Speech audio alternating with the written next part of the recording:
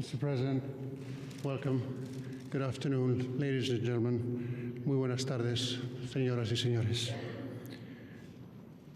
En primer lugar, es un placer para mí decir que es una enorme satisfacción darle la bienvenida a España al presidente de los Estados Unidos, Joseph Biden. Esta es su primera visita a nuestro país como presidente de la gran nación americana, un país que es aliado, que es socio económico y comercial de primer nivel, pero sobre todo es un gran país amigo. Mr. President, as I said earlier on when I welcomed you at the Torrejón Air Force Base, it is truly a pleasure to welcome you to Spain, to our nation's capital, Madrid.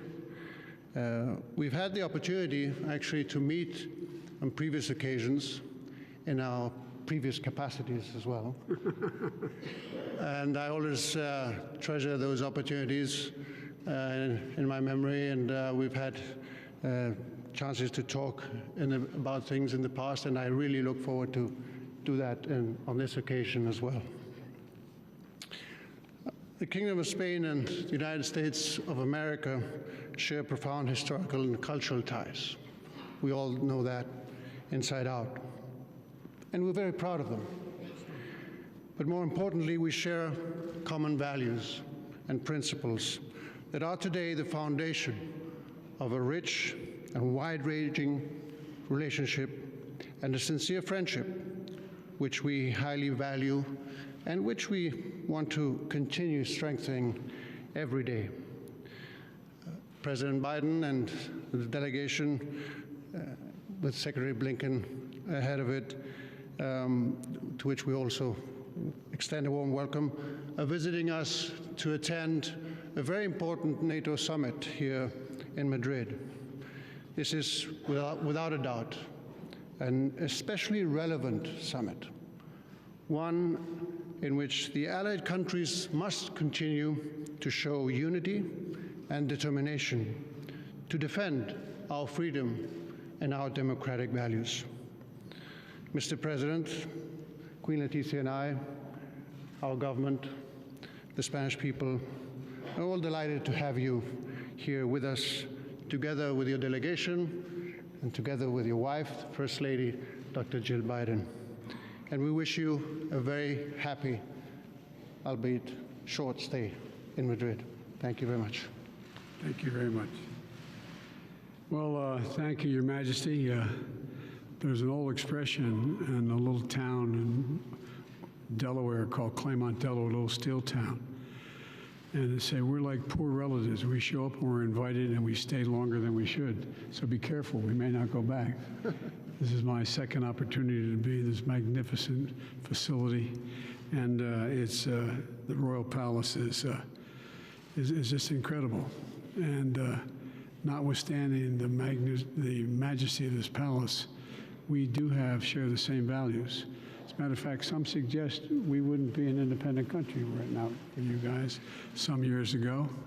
And but I've traveled to Madrid as vice president, and quite frankly, it's wonderful to return here again to discuss consequences of what particularly is happening today in the world. We're at a moment of historical and inflection point in American and world history. Things are changing. They're changing drastically, not only in terms of the politics of the world, but everything from pandemic diseases to dealing with everything from climate change. And so I want to thank you for hosting this NATO meeting because it's been almost 40 years. 40 years now you've all been members of NATO, and we're all better off for it, all of us. And today NATO is united, and as united and galvanized as I believe it's ever been. And we are ready to face the threats of Russian aggression because, quite frankly, there's no choice. It's been the most significant abuse of power since World War II and an invasion of that many people into another country in Europe. Some people thought that was not likely to happen again, but it did. But we responded. We responded in unison. And when we agreed we were going to respond, we acknowledged there was going to be some cost to our people. They were going to, our imposition of sanctions on Russia. But our people have stood together. They've stood up and they've stood strong. And, you know, as I told President Sanchez, who I met with a moment ago, that I want to thank you, Your Highness, for the support of the Spanish people. And not only as it relates to what is going on in Europe, but what's happening in North Africa, as well as Latin America. The help and support and the input has been extremely valuable. You know, I tell people that the idea, we've had great migration flows into the United States over the years. We're a nation of immigrants.